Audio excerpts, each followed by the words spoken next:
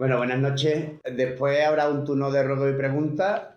Yo soy Luis Efraín Cabrera López, secretario nacional de Propaganda y Organización de la Comunión Tradicionalista Carlista y cocinero, ¿no? Mi profesión es cocinero. Me parece una magnífica profesión para arrancar la contrarrevolución, ya que el que empezó la guerra de independencia al grito de traición que nos lo llevan, también era cocinero. O sea que no es mala semejanza.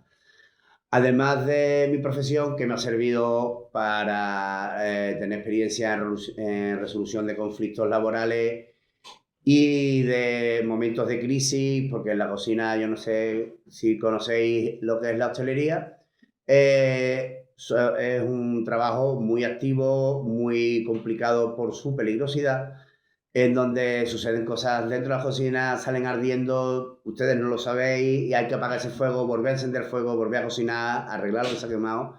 Entonces, ser resolutivo en momentos de crisis te da esa óptica de poder atender y solucionar problemas en momentos complicados con calma y siempre buscando una solución, ¿no? Además de eso, por lo tanto, sí, a los que esperaban un académico y una conferencia de un académico, siento desilusionarlo porque soy un carlista de a pie, ¿no? No tengo formación académica.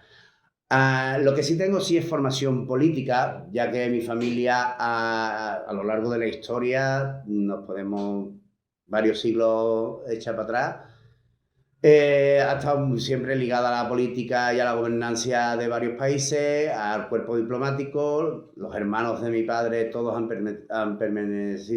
pertenecido a varios políticos, a partidos políticos y al cuerpo diplomático.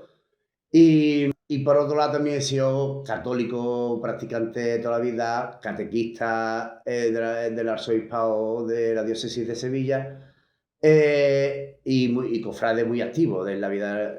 Entonces esa vida tan política que se ha vivido en mi familia y ese activismo político en el que yo empecé con 14 años y he pasado por distintas formaciones, incluso siendo fundador de algunas de ellas, y ese activismo católico pues no podía recaer en otro sitio que en el carlismo, ¿no? Cosa que cuando yo conocí el carlismo yo pensaba que era una cosa que se había quedado atrás, ¿no? Que era simplemente una disputa legitimista y que se había quedado resuelta con la boda de Isabel II y Francisco de Paula, cosa que después me explicaron que no. Y yo cuando me explicaron lo que era el carlismo dije, que yo era carlista y no lo sabía, ¿no? Por aquí se ríen porque es una frase que yo uso mucho, ¿no? Tú es que eres carlista y no lo sabes. Entonces, esta conferencia que se llama perdón, se me ha ido con la presentación. Sí. La responsabilidad social del católico y la regeneración de la sociedad surge del pasado foro Alfonso Carlos, que trató sobre la justicia social. Para mí, si no el mejor, uno de los mejores foros que ha organizado la comunión, sobre todo por la importancia del tema y por la candente actualidad, ¿no? de los temas que se trataron. Se hablaron de inmigración, se habló de conflictos laborales, se habló de legalidad, se habló de lo que debe ser un modelo de Estado que tenga el bienestar social al orden del día, no lo que tenemos hoy en día, que está colgado en nuestro canal de Carlistas TV, todas las conferencias que se dieron. Y la segunda parte, la regeneración de la sociedad, porque yo observé que sí se hacía hincapié en qué fallamos, pero muchas veces echamos la culpa en el tejado ajeno, ¿no? Por ejemplo, en la conferencia que dio mi amigo José Antonio, mi queridísimo amigo José Antonio Gallego, sobre la inmigración, él decía que en caso de necesidad de aceptar inmigración, el inmigrante que se debería de aceptar debería seguir una escala, ¿no?, de proximidad, ¿no? Primero debería ser que hablara castellano, fuera católico y tuviera tu misma como visión. después que tuviera tu misma convicción, o sea, que fuera católico por lo menos, o sea, había una escala, ¿no? Y yo no dejo de estar de acuerdo con eso, pero por mi experiencia laboral, en un sector copado por la inmigración, me di cuenta de que ahí había flecos que no cuadraban, ¿no? Y para ello voy a poner dos ejemplos, ¿no? El primero, el de un marroquí que llega en los años 70 a España, al principio de los años 70, conoce una española, se casan por la Iglesia Católica por poderes, tienen sus hijas se bautizan, tienen primero una educación católica y él, al final, pues termina siendo católico y termina siendo un activo importante en la sociedad, ya que él termina como cirujano y siendo uno de los mejores cirujanos de España, ¿no? El otro caso, ejemplo claro que os pongo es el de mi compañero de trabajo, que tengo permiso para explicar de él, para explicarlo, que es Giancarlo. Giancarlo es un chaval colombiano de buena familia, o sea, no es de la marginalidad, es un chaval de buena familia, de una familia sin problemas estructurales, una familia católica, de misa, de precepto, de rosario en familia, un chaval con estudios que hace 8 años llega a España. Y bueno, pues encuentra, como os he dicho, trabajo en la hostelería y a él le gusta la cocina y, bueno, sin saber cocinar, el chaval es muy trabajador, un tío, un currante estupendo y magnífica persona. Pero hace 3 semanas o 4 ya le pregunto, bueno, este fin de semana, ¿qué vas a hacer? Y me dice, este fin de semana los colegas tenemos las drogolimpiadas. Digo, ¿qué? Las drogolimpiadas. Eso consiste en que nos vamos a drogar y el último que quede en pie es el que gana. O sea, la situación es tal que su madre llega esta semana de Colombia para ver en qué situación se encuentra su hijo y su madre le ha hecho ya un seguro para repatriar cadáver. O sea, ¿cuál es la diferencia entre estos dos casos? ¿No? Entre una persona ajena a la cosmovisión española y que llega a sumar, que llega a integrarse, y una persona sana, en principio, que llega y termina totalmente degenerado. La solución es que es la sociedad en que recae cada uno de ellos, ¿no? En los años 60 y 70 había todavía una sociedad con un arraigo cultural fuerte, con una presencia fuerte, con una moral fuerte, con una catolicidad fuerte, y actualmente pues vivimos, gracias al liberalismo, vivimos en una sociedad diluida en sí misma, basada en el egocentrismo y en el egoísmo, ¿no? Y en el individualismo, ¿no? Por eso ahí tenemos que ser responsables y hacer, valga la redundancia, un ejercicio de responsabilidad y ver que no es solo los inmigrantes malos que vienen, sino que si incluso no estamos en condiciones de recibir ni a los buenos. Y esa responsabilidad como españoles es nuestra. O sea, no podemos. Bueno, es que estamos en un punto que por amor a ellos y por caridad cristiana no podemos recibir ni a los buenos. Ese es el punto de la sociedad que estamos. Y como sociedad tenemos una responsabilidad. Tenemos una responsabilidad y no podemos consentir que esto siga así. Y como católicos, y ahora os lo voy a explicar, tenemos obligaciones que cumplir, ¿no? Ya no solo en el ámbito de la inmigración, en el ámbito laboral. ¿Cuántos de ustedes puede mantener sin que su esposa trabaje una familia? ¿Qué trabajador de los 40 y muchos para atrás puede mantener una familia sin que trabaje la esposa? Pues si un trabajador no puede mantener a su familia ni su techo, ese hombre no es un trabajador, ese hombre es un esclavo. Y eso es contrario a la libertad y la dignidad del hombre que proclama la Iglesia. O sea, es que vuelvo a repetir, la sociedad llega a un punto en donde los derechos de unos pocos valen mucho más lo que se llama el bien común, que es los derechos de la mayoría. O sea, que unas pocas tengan derecho a abortar, contra que los obreros no puedan mantener a su familia. O sea, yo no veo ahí libertad ni por ningún lado. Yo veo ahí libertinaje y degeneración. No hay una sociedad detrás que respalde. No hay una búsqueda del bien común. Hay una búsqueda del libertinaje y de la destrucción de la identidad de España. ¿Vale? Porque otra de las cosas que hay que aclarar es quiénes somos. Porque nos llevan mintiendo desde hace más de 200 años. Disculpadme un segundo. Se deja la boca. A ver, tenemos una responsabilidad social, como católicos que somos, que no podemos evitar, ¿vale? Y no porque os lo diga yo, sino porque os lo dice la propia Iglesia, y como no soy académico, tiro de chuleta porque tengo mala memoria, ¿vale? Y os voy a leer alguna de estos, ¿no?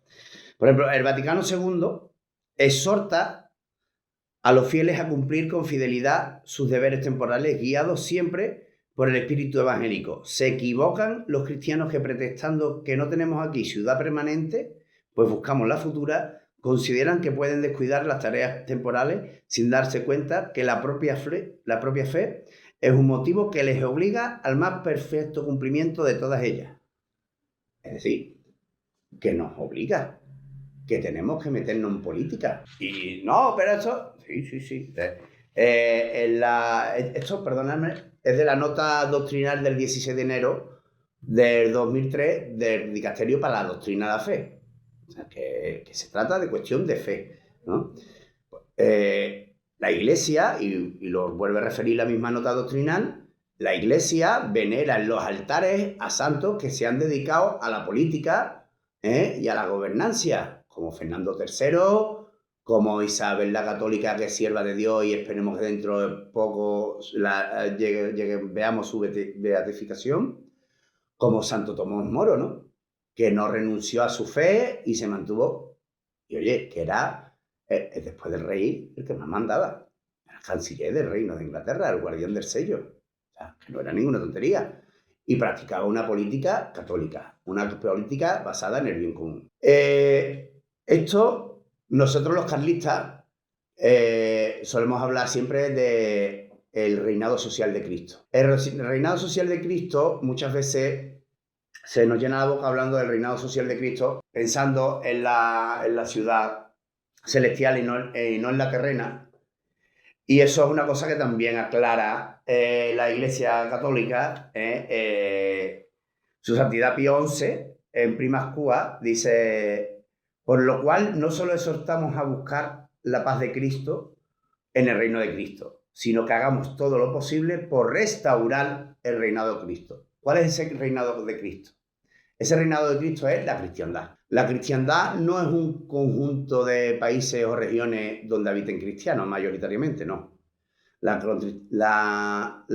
cristiandad es un contexto político, histórico, ¿vale? Donde desde el edicto de Tesalónica hasta la Revolución Francesa, toda la política se inspiró en la moral cristiana, ¿vale? Es verdad que con la Reforma empezó a degenerar, especialmente contra más reformada era la Reforma, por ejemplo, evidentemente las persecuciones religiosas en el norte de Europa fueron infinitamente más cafres que en el catolicismo.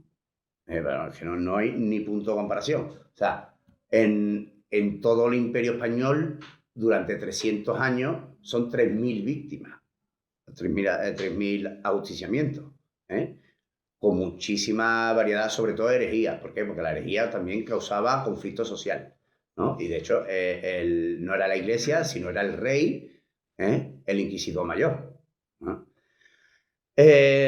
Además de que la cristiandad terminara en Europa en 1798, el 89, perdón, tenemos un caso especial. Tenemos el caso especial que es España. España es la catolicidad en la mayor esplendor de su concepto. los únicos católicos verdaderos, de verdad, de verdad, de verdad, es la cosmovisión española. Yo siempre digo que no se puede ser español sin ser católico, ni católico sin ser español.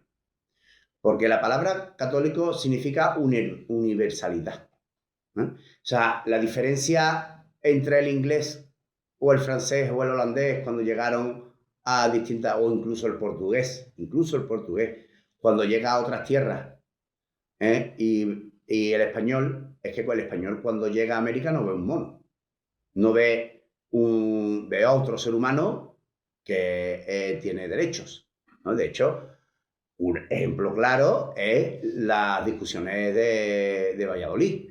O sea, en la historia de la humanidad ningún imperio ha parado una conquista para debatir si era moralmente correcto lo que estaba haciendo y si era bueno para los conquistados lo que estaba haciendo. Eso no se da en ningún lado.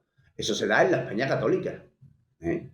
Y los derechos que se les dan a los conquistados, que se les da el mismo derecho a incluso más, a un inca que a uno de Burgos, porque hay que respetarle sus fueros. Entonces, ese concepto viene de esa que por virtud de Dios nos conserva distintos a los españoles, pero nos conserva distintos de antes. España, yo siempre digo que España es Roma y Roma es España. La primera región conquistada, la primera provincia del imperio fuera de la península itálica es España. Y la última en separarse del imperio sigue siendo España. Y además Dios, en su infinita misericordia, nos concede que los bárbaros que nos invaden ya llevaban 3 siglos dentro del imperio, estaban romanizados, eran cristianos, aunque todavía no católicos, y cuando llegan gobiernan, pero respetando el funcionamiento de la sociedad, ¿eh? Además, una cosa que nos han mentido siempre, no solo en la romanidad, es cuando llegan los visigodos, se calcula que en torno en 70.000, de 70.000 a 200.000 visigodos, no llegan más, a una población de 6 millones. Entonces estamos hablando de un 2%, un 3%, nunca más de un 5% de la población. O sea, no hay una sustitución poblacional. No hay una sustitución étnica, no había aquí unos españoles íberos primigenios que llegan los visigodos y los echan, y después llegan los moros y los echan, y después llegan los cristianos que eran otros nuevos y los echan, no. Y con la conquista islámica mucho menos. Con la conquista islámica son 10.000. Son 10.000 los que llegan. Lo que pasa es que llegaron en un contexto que los visigodos llevaban 500 años sin hacer una guerra, no tenían ejércitos preparados, y los otros venían de 300 años de guerra, o de 300, no sé, pero de varios siglos de guerra, conquistando todo desde Arabia hasta el Magreb, y cuando llegan, estos son unos expertos en la guerra, y los visigodos no tenían, y en la batalla de Guadalete, pues arrasan el ejército de Rodrigo. Y claro, cuando ven la situación, le dice a Witiza que se compre un peine, y que esto es de ellos, porque ven que no tiene obstáculos. Aún así no hay sustitución poblacional, porque 10.000 contra 10 millones de españoles, de hispanos, romanos que existían en aquel, no hay sustitución. No hay sustitución, y aquí se habla mucho del legado musulmán. ¿Y usted? El legado musulmán. La Catedral de Córdoba, el arco de herradura es propio de la arquitectura bizantina y visigótica. O sea, no existe el arco de herradura en la cultura musulmana. Ellos llegan a Córdoba, encuentran la Basílica de San Vicente y lo que hacen es copiar y ampliar lo que hay. No, bueno, ¿y la Alhambra de Granada? Pues mire usted, la Alhambra de Granada, cuando los propios musulmanes echan al rey de Granada y lo manda y lo recibe Pedro I en Sevilla, en el rey de Castilla, él lo acoge en el Alcázar de Pedro I, que es edificado por cristianos. Y él se enamora yo os recomiendo, si queréis ir a Sevilla, visitéis el Alcázar de Sevilla, y él le gusta tanto el alcázar de Pedro I, que una vez que Pedro conquista Granada y le devuelve a su amigo el trono de Granada, que podía habérselo quedado, le pide que por favor le mande a sus alarifes, a sus artesanos, para que edifiquen la parte más bonita y más famosa de la Alhambra, que es la parte de la zona del Patio de los Leones y demás. O sea, es que lo que nos han contado es mentira. Es que lo de que la Edad Media era una cosa oscura es mentira. A lo mejor en el norte de Europa, con las invasiones bárbaras, donde se perdió la romanidad, pero es que aquí, precisamente, en la Edad Media, precisamente uno de esos bárbaros, Isidoro de Sevilla, hizo el compendio de toda la sabiduría universal en las etimologías. O sea, no creo yo que fuera él solo el que lo escribió. No creo yo que fuera él solo el que reunió el saber, sino que allí había una escuela grande, que donde se compendiaba todo el saber universal. O sea, ¿dónde está la oscuridad cultural? No, pero trajeron el regadío. Y ustedes, el regadío romano. Y anterior, si se iba buscando. O sea, es que nos han mentido toda la vida. Y aquí, la realidad es que aquí ha habido, a lo largo de la historia, un pueblo hispano-romano que tiene 2200 años, desde el 200 y pico antes de Cristo, no, desde el 400 y pico antes de Cristo hasta nosotros, que hemos sido romanos. Hemos sido romanos con una forma basada en el derecho, con una sociedad estructurada, con una moral cristiana cerca de 2000 años, y eso es lo que conforma nuestra cosmovisión. Y eso no es no, es que tú eres un católico muy beato, no. Es que esa cosmovisión, esa forma de ver el mundo también te hace administrar el mundo. Entonces aquí hay una tradición política de 2200 años de historia. Una doctrina que es el tradicionalismo. ¿Vale? Entonces, hemos visto por un lado que tenemos una obligación como católicos. La Iglesia nos exhorta como católicos nos obliga a meternos en política. Y por otro lado, hemos visto que la sociedad necesita una restauración. Esa restauración no puede venir de otro lado que del lado contrario de donde viene esa corrupción. ¿Esa corrupción de dónde viene? Esa corrupción viene del liberalismo. Ninguna ideología de izquierda o derecha puede arreglar esto. ¿Por qué? Porque todas las ideologías de izquierda o derecha provienen de la Revolución Francesa. La izquierda y la derecha se fundaron el mismo día en el mismo sitio en el juego de pelota. Disculpadme por mis palabras, pero izquierda y derecha se fundaron el mismo día en Francia. En París, el día de la proclamación de la República. Entonces, por muy católico que se sea, por muy español que se sea, evidentemente, y al crear una ideología, si tú te basas en ideología revolucionaria, tú no estás entendiendo la cosmovisión española. No se puede desechar 2200 años de historia y de tradición política por ideas nuevas y cantos de sirena. O sea, en España hay una tradición política de 2200 años. ¿Y eso dónde cae? Eso, el heredero y el recipiente de toda esa tradición política y católica es el carlismo. Por eso somos tradicionalistas. Eso muchas veces, yo digo que el carlismo es anterior al carlismo, porque antes de las guerras carlistas, España ya hace guerras contrarrevolucionarias, concretamente 3. Primero contra la Convención, justo al año siguiente de la Revolución Francesa, y la última es cuando ya se empiezan a aplicar las políticas liberales en España, guerra como la de los alzamientos de los malcontents en Cataluña. Por lo tanto, y ya termino porque tampoco me gusta alargar mucho y ahora el turno más largo será el de ruegos y preguntas. Fuera del carlismo, no puedes, pierdes esa línea de continuidad con toda la historia de España. Y tú no puedes, mira, un ejemplo claro de esto que hablo es cuando don Carlos VII es nombrado señor de Vizcaya, que es el primer título del rey de España. Le dice Majestad, las Cortes de Vizcaya le dicen: Majestad, danos leyes nuevas. Y él dice: yo no puedo, yo no conozco tus problemas. O sea, tú tienes una forma de entender y tú conoces tus problemas propios, y eres tú el que tienes que solventarlos. En el momento que tú ya no tengas capacidad para solventarlo, ahí ya entra el principio de subsidiariedad y entonces el Estado Pero la legislación, la parte legislativa, no puede ser. No te la puedo dar yo, porque no conozco tus necesidades. El sistema liberal llega a una degradación en la legislación, y os voy a poner un ejemplo que yo conozco bien, que es la legislación andaluza, ¿no?